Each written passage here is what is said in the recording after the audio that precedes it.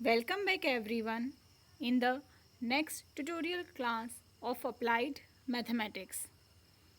Topic of our today's lecture is examples on derivative of implicit functions.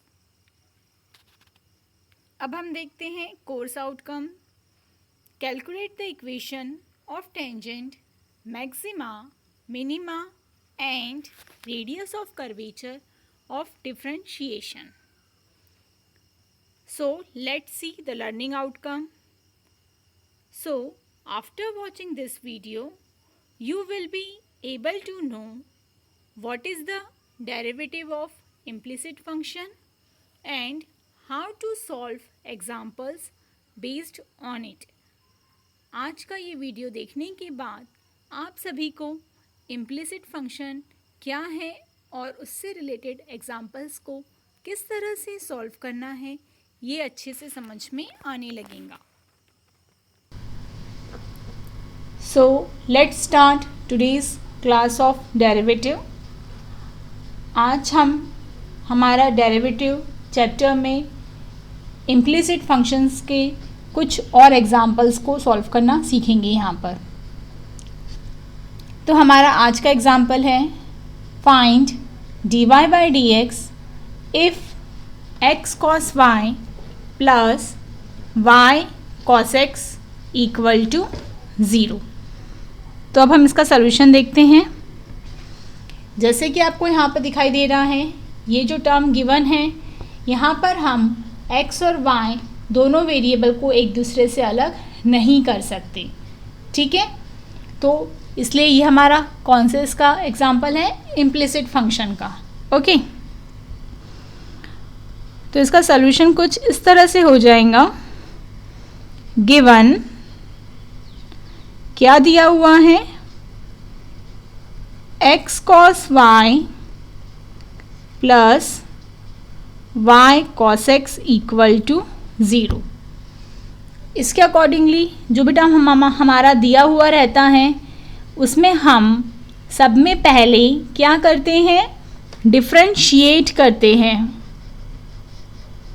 Differentiate with respect to x. Okay, इसका मतलब कि हमने दोनों side में d by d x provide किया.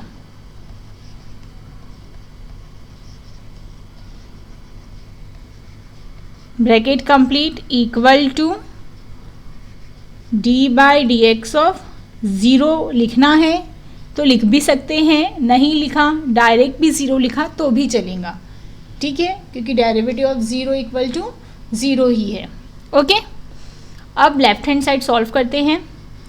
Left hand side में bracket के अंदर सब में पहले हमें दो टर्म दिखाई दे रहे हैं और उनके बीच में क्या है, प्लस का sign.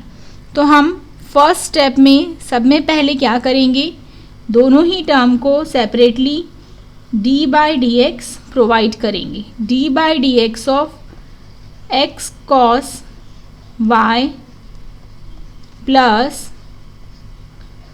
d by d x of y cos x equal to 0. अब first bracket derivative of first term में देखिए, यहाँ पर ब्रैकेट के अंदर भी कितने टर्म्स हैं, 2 टर्म्स हैं और उन दोनों के बीच में क्या है, मल्टीप्लिकेशन है. तो हमें यहाँ पर क्या अप्लाई करना पड़ेगा, हमें यहाँ पर प्रोडक्ट रूल अप्लाई करना पड़ेगा. ठीक है, तो ये हो जाएगा हमारा फर्स्ट टर्म और ये हो जाएगा हमारा सेकेंड टर्म. वैसे ही सेकेंड ब्रैकेट यहाँ पर इसमें भी ये है हमारा फर्स्ट टर्म और ये हो जाएगा हमारा सेकेंड टर्म. ठीक है, हमें यहाँ पर दोनों ही तरफ क्या यूज़ करना है, प्रोडक्ट रूल. तो किस तरह से अप्लाई करते हैं हम product rule, first into derivative of second plus second into derivative of first, bracket complete. उसके बाद ये जो हमारा प्लस का साइन है वो हम प्लस का साइन लिखेंगे। ओके, अब हम ये जो सेकेंड टर्म है दिस वन, इसमें क्या करेंगे, प्रोडक्ट रूल अप्लाई करेंगे। ओके, तो यहाँ पर भी क्या हो जाएगा, bracket first into derivative of second plus second into derivative of first, bracket complete, equal to 0। Okay,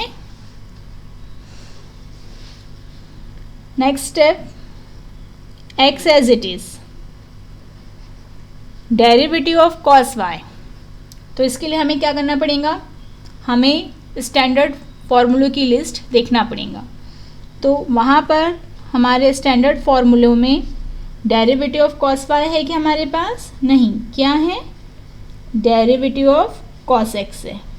तो डेरिवेटिव ऑफ कॉस x क्या हो जाता है, माइनस साइन x। ओके, तो यहाँ पर डेरिवेटिव ऑफ कॉस y क्या हो जाएगा, माइनस साइन y। ओके, तो यहाँ पर स्टैंडर्ड फॉर्मूलों की लिस्ट में से आपने कंपेयर किया तो कहाँ पर चेंज है, यहाँ चेंज है, यहाँ वेरिएबल x है, यहाँ y है। और वैसे भी इम्प्लिसिट फंक्शन का जो वर्किंग रूल है उसके अकॉर्डिंगली जब भी हम y का डेरिवेटिव लिखेंगे तो उसके साथ हमें क्या करना पड़ता है, उसके साथ हमें dy बाई dx को मल्टीप्लाई करना है। तो हमने dy बाई dx से मल्टीप्लाई कर दिया, या फिर आप समझ सकते हैं कि जो भी डिस्टर्बेंस टर्म था हमने उसका डेरिवेटिव लिखा। ओके, उसके बाद प्लस का sign as it is, cos y as it is, derivative of x 1, bracket complete, plus y as it is, derivative of cos x minus sine x। यहाँ पर कुछ डिस्टर्बेंस टर्म है क्या, नहीं, plus cos x as it is into d y by d x भी as it is. यहाँ पर कुछ चेंज होगा क्या, नहीं, इक्वल टू 0। इसे सिंप्लीफाई करते हैं तो इसे हम क्या लिख सकते हैं, minus x sine y into d y by d x, plus का sign cos y into 1 cos y. उसके बाद प्लस का साइन है, प्लस के साइन से ब्रैकेट को मल्टीप्लाई करते हैं तो ब्रैकेट के अंदर यहाँ पर क्या है, माइनस का साइन, तो plus minus minus, opposite sign get minus, तो यहाँ पर आ जाएगा माइनस y साइन x। उसके बाद ब्रैकेट के बाहर भी प्लस है और यहाँ पर अंदर में भी प्लस है, तो सेम साइन गेट प्लस, तो ये टर्म हो जाएगा cos x into d y by d x equal to 0। अब हमारी थर्ड वर्किंग रूल के अकॉर्डिंगली क्या करना पड़ता है, जहाँ पर भी d y by d x लिखा रहता है उस टर्म को एक तरफ लिखना है। तो d y by d x के टर्म पहले से ही लेफ्ट हैंड साइड में है, तो ये दोनों टर्म को हम एज इट इज़ यहीं रहने देंगे, लेकिन ये जो दोनों टर्म हैं इसे हम क्या करेंगे, इन दोनों टर्म को हम इक्वल टू के दूसरी तरफ लेकर जाएंगे।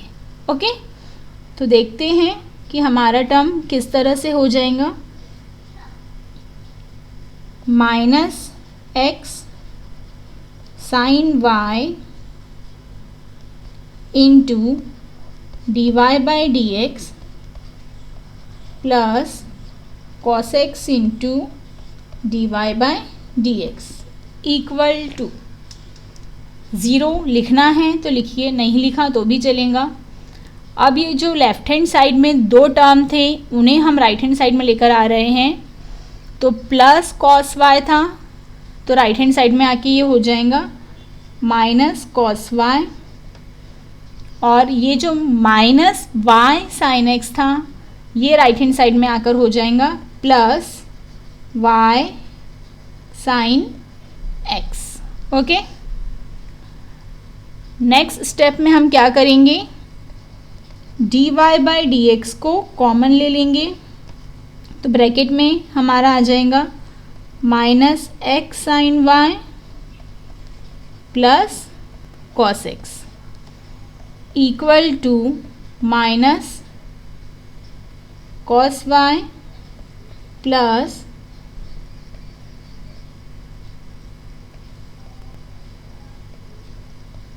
Y sine x. हमें क्या फाइंड करना है, only d y by d x. तो हम क्या करेंगे, जो ब्रैकेट टर्म है लेफ्ट हैंड साइड में उसे राइट हैंड साइड में लेकर आएंगे, तो मल्टीप्लिकेशन में है तो राइट हैंड साइड में आकर डिवीज़न में कन्वर्ट हो जाएगा, तो ये हो जाएगा minus x sine y plus cos x. Okay, भूल कर भी ये जो न्यूमरेटर में और डिनोमिनेटर में माइनस का साइन है इसे कैंसिल करोगे क्या आप, नहीं। अगर हम इन साइन को कॉमन लेते तब आप इन्हें कैंसिल कर सकते थे, ठीक है, ये कैंसिल नहीं होंगे, इस बात का आपको ध्यान रखना है। ओके, यहाँ तक करके भी आप स्टॉप कर सकते हैं, नहीं तो अगर आप चाहो तो एक और स्टेप सॉल्व कर सकते हैं। क्या कर सकते हो, सिर्फ जो प्लस वाले टर्म है उसे स्टार्टिंग में लिख सकते हो, जैसे कि y साइन एक्स उसके बाद minus cos y divided bye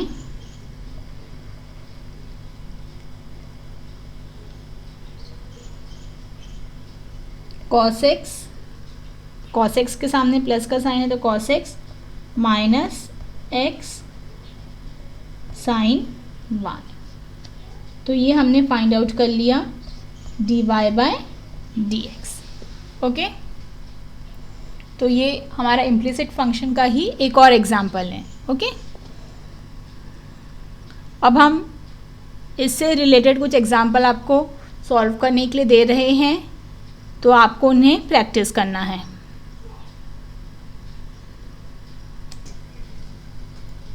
तो ये आपका प्रैक्टिस क्वेश्चंस है, ठीक है, आपके प्रैक्टिस के लिए, तो आपको इन्हें ट्राई करना है।